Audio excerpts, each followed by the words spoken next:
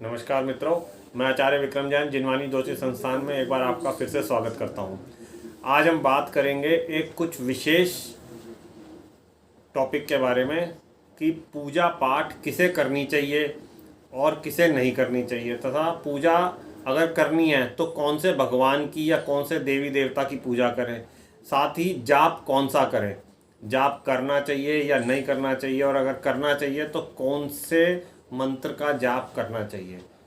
तो आइए शुरू करते हैं। उससे पहले मैं आपको कहूँगा कि अगर किसी ने मेरी वीडियो अभी तक देखी हैं और किसी ने मेरा चैनल सब्सक्राइब नहीं किया तो उसको सब्सक्राइब करें चैनल को, और शेयर करें और लाइक ज़रूर करें। चलो आइए मैं शुरू करता हूँ।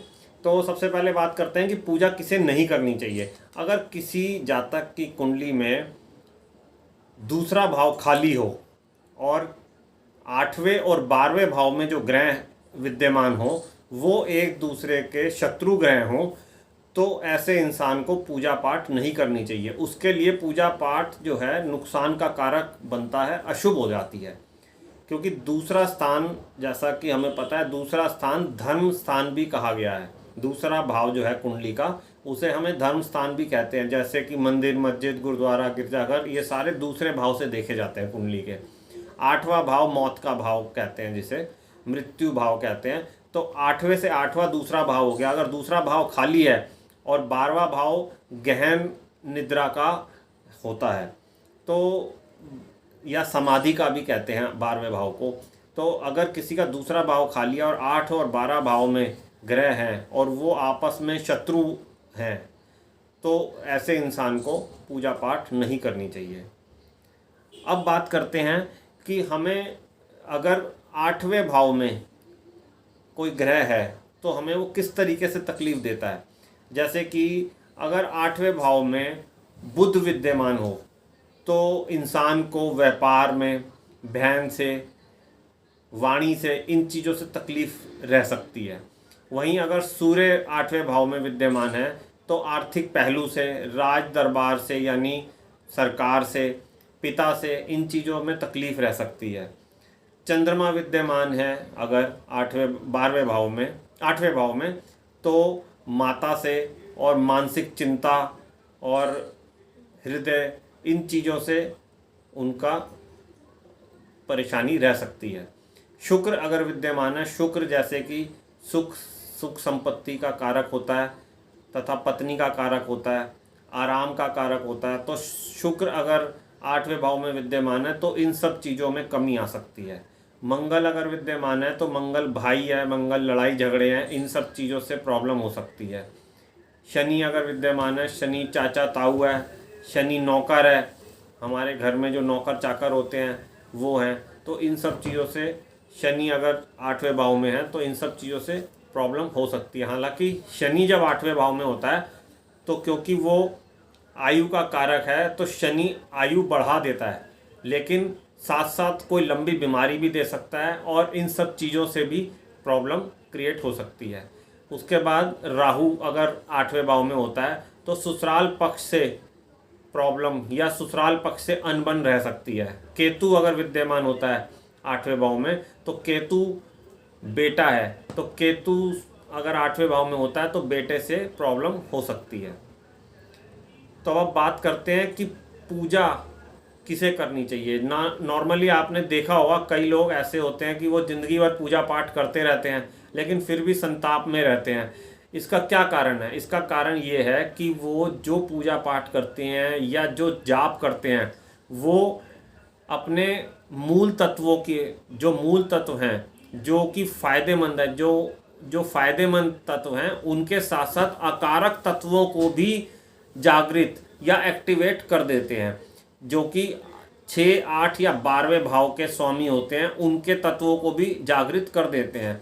अब जैसे कि हम कैसे पहचानें कि हमें कौन से देवी देवता की पूजा करनी है, तो उसके लिए पंचम भाव को देखना होता है। पंचम भाव हमारा जन्म कुंडली में जो पंचम भाव है वो हमारे पिछले जन्मों के कर्म को अंकित करता है। बस हमें इसी को ही पहचानना है कि पंचम भाव क्या। अब हमें देखना है कि पंचम भाव को हम कैसे देखें और पंचम भाव के जरिए हम कैसे पता लगाएं कि हमें कौन से भगवान या कौन से ग्रह के जाप करने हमारे लिए फ़ायदेमंद होंगे। तो पंचम भाव में अगर सूर्य देव विद्यमान है तो हमारे को विष्णु देव की पूजा उपासना करनी चाहिए। वहीं अगर चंद्रमा विद्यमान है तो शिव जी की पूजा करनी चाहिए। बुध अगर विद्यमान है तो हमारे को देवी दुर्गा की पूजा करनी चाहिए। अगर शुक्र देव विद्यमान है तो हमारे को लक्ष्मी जी की पूजा करनी चाहिए। मंगल अगर विद्यमान है तो हमें हनुमान जी के जाप करने चाहिए, हनुमान जी की पूजा करनी चाहिए, हनुमान चालीसा पढ़नी चाहिए, हनुमान अष्टक पढ़ना चाहिए। वहीं अगर शनि देव विद्यमान है तो हमारे को भैरव जी की पूजा करनी चाहिए। बृहस्पति देव अगर विद्यमान है पंचम में तो हमारे को ब्रह्मा जी की या शिव जी की पूजा करनी चाहिए। और राहु देव अगर विद्यमान है तो हमें देवी सरस्वती की उपासना करनी चाहिए। केतु देव अगर विद्यमान है तो हमें गणेश जी की पूजा करनी चाहिए। अब क्वेश्चन ये आता है, प्रश्न ये उठता है कि अगर पंचम भाव खाली है तब क्या करें, तब कैसे ज्ञात करें कि हमारे को कौन से देवी देवता के जाप करने हैं। तो पंचम भाव अगर खाली है तो पंचम भाव में कोई ना कोई राशि जरूर आती है। हर भाव में राशि आएगी, 12 भाव में 12 राशियां हैं। तो पंचम भाव में हमें ये देखना है कि कौन सी राशि है। तो जो राशि पंचम भाव में विद्यमान है, जैसे कि अगर मेष राशि है तो उस राशि के स्वामी के अनुसार हमारे को पूजा पाठ या जाप करना चाहिए। जैसे मेष राशि है तो मेष राशि के स्वामी मंगल देव हुए, तो मंगल देव के लिए हमें हनुमान जी के जाप पूजा पाठ करनी चाहिए। अगर मान लो अगर वृष राशि पड़ती है यानी वहाँ पे 2 नंबर लिखा है तो इसका मतलब शुक्र देव वहाँ के स्वामी है पंचम भाव के, तो उसके अनुसार हमारे को देवी लक्ष्मी की पूजा करनी चाहिए। तो इसी अनुसार हमारे को अलग अलग पूजा का पता चलता है कि हमारे को कौन से इष्ट देव हैं जिनकी हमारे को पूजा उपासना करने से फल प्राप्त हो सकता है, शुभ फल प्राप्त हो सकते हैं। तो अब हम बात करते हैं कि पंचम भाव के साथ साथ हमारे को नवम भाव भी देखना जरूरी है। अब हमें यह भी देखना है कि पंचम भाव के साथ साथ पंचम से पंचम यानी नवम भाव को भी चेक करना है। पंचम भाव में जो ग्रह हैं और नवम भाव में जो ग्रह हैं उनके अनुसार भी हमें पूजा आराधना करनी चाहिए। जैसे कि पंचम भाव में अगर कौन सा ग्रह बैठा है और नवम भाव में कौन सा ग्रह है उनको चेक करना है। अगर मान लो पंचम भाव और नवम भाव में दोनों में पुरुष ग्रह बैठे हैं तो हमें किसी देवता की पूजा करनी है। वहीं अगर पंचम भाव और नवम भाव में दोनों स्त्री ग्रह हैं तो किसी देवी की उपासना करनी चाहिए। और अगर पंचम भाव और नवम भाव में एक में पुरुष ग्रह हैं और एक में स्त्री ग्रह हैं तो हमें शिव और पार्वती के अर्धनारेश्वर स्वरूप की पूजा उपासना करनी चाहिए। अब बात करते हैं कि पूजा किस तरीके से करनी चाहिए, पूजा करने का तरीका या क्या विधान होना चाहिए। तो ये भी हम पंचम भाव से ही ज्ञात करेंगे। अगर पंचम भाव में ये देखेंगे कि कौन सी राशि विद्यमान है। अगर पंचम भाव में सात्विक राशि है, तामसिक राशि है या राजसिक राशि है, ये हमें पहचानना होगा। उसके बाद हमें ये देखना होगा कि अगर सात्विक राशि है, सात्विक गुणों वाला व्यक्ति है, तो उसको किसी भी धार्मिक स्थल पर जाने की विशेष जरूरत नहीं होती। वैदिक मंत्र, योग, साधना तथा समाधि की अवस्था तक पहुंचना उसके लिए बहुत ही सहज रहता है। वहीं अगर राजसी प्रवृत्ति है उसकी तो उसको विशेष रुचि रहती है, भजन कीर्तन गायन इन सब चीज़ों में उसकी विशेष रुचि रहती है और उसको इस क्षेत्र में जाना चाहिए। और अगर तामसिक प्रवृत्ति है तो व्रत, नेम, तीर्थ यात्राएं, ये सारा प्रपंच जो है तामसिक रुचि रखने वालों के लिए होता है। अब हम बात करते हैं कि मंत्र किस तरीके का होना चाहिए। जो हम मंत्र जाप करते हैं वो कैसे होने चाहिए, मंत्र जाप कौन से होने चाहिए।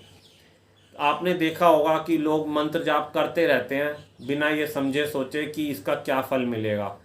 बिना सोचे समझे कोई मंत्र जाप नहीं करना चाहिए।